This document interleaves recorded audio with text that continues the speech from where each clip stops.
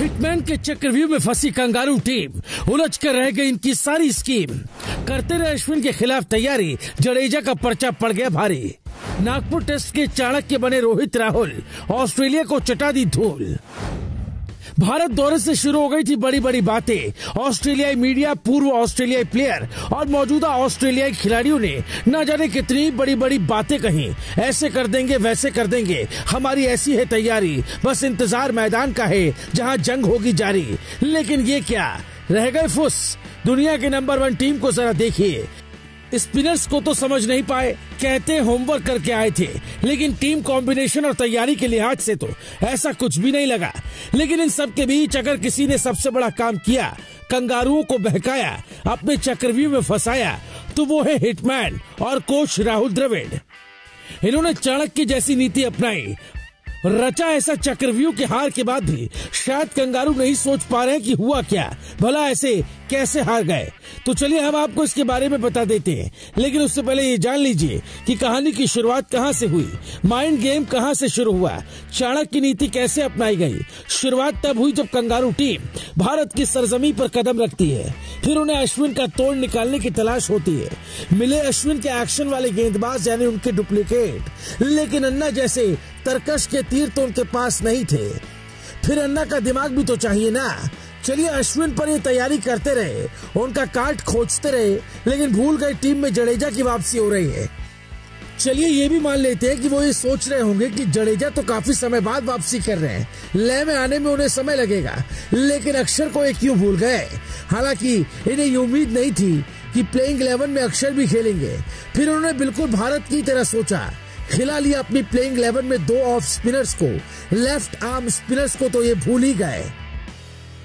भारत के पास तो दोनों ही वैरायटी थी, इनके पास नहीं था ऐसा कुछ, यहाँ ये फंस गए। अब बात आगे की करते हैं। ऑस्ट्रेलिया की टीम शायद ये भूल गई कि उनके लेफ्ट आर्म स्पिनर्स ने भी यहाँ कमाल किया था। भले ही वो बल्लेबाज थे, लेकिन याद हो तो माइकल क्लार्क ने भी गेंदबाजी में शानदार प्रदर्शन किया था। चलिए एक बात और बता देते हैं, अगर ऑस्ट्रेलियाई टीम पूरी तरह होमवर्क करके आई थी तो फिर इंग्लैंड का भी भारत दौरा देखा होगा, फिर तो उन्हें ये भूल नहीं करनी थी। लेकिन चाणक्य की नीति तो यहाँ ही काम आई। अश्विन का ऐसा हवा बनाया गया कि ये भूल ही गए विरोधी टीम में जडेजा और अक्षर भी हैं। फिर आते हैं इनके होमवर्क पर। अगर हम इंग्लैंड के भारत दौरे की बात करें तो साल 2021 चेन्नई टेस्ट। जो रूट के 100वें टेस्ट मैच में 200 के लिए ज्यादा याद रखा जाता है, लेकिन उस जीत में अहम योगदान left arm spinner Jack Leach का भी था। उस मुकाबले में जैक लीच ने 6 विकेट निकाले थे। साल 2017 में कंगारू टीम ये भी भूल गई कि स्टीव ओकीफ ने कैसी गेंदबाजी की थी। पुणे में कीफ ने शानदार गेंदबाजी की थी, वो भी लेफ्ट आर्म स्पिनर थे। टीम इंडिया में उस वक्त भी ज्यादातर बल्लेबाज दाएं हाथ के थे और इस बार भी ऐसी स्थिति थी। लेकिन रोहित शर्मा और राहुल द्रविड़ की चाणक्य की नीति यहाँ काम आ गई। अश्विन के खौफ से नाथन लायन और टॉड मर्फी तो टीम में आ गए, लेकिन एस्टन एगर बाहर ही बैठे रहे, जो ऑस्ट्रेलियाई लेफ्ट आर्म स्पिनर थे। टीम इंडिया को कॉपी करने के चक्कर में और हटकर भी करने के चक्कर में कंगारू यहाँ मात खाकर बैठ गए।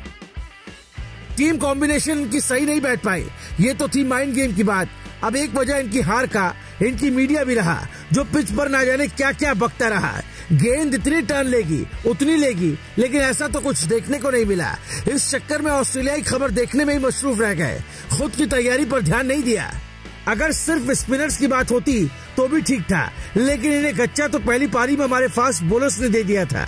इसे कहते हैं रोहित शर्मा और राहुल द्रविड़ का चक्रव्यूह, जिसमें साफ तौर पर कंगारू फंस गए। फिर तो इनकी हार तीसरे ही दिन टी ब्रेक से पहले तय ही थी। हाँ, बातें तो ऑस्ट्रेलियाई खिलाड़ियों ने बड़ी बड़ी की थी, लेकिन काम इस बार भारतीय कप्तान की चाणक्य की नीति ने कर दिया।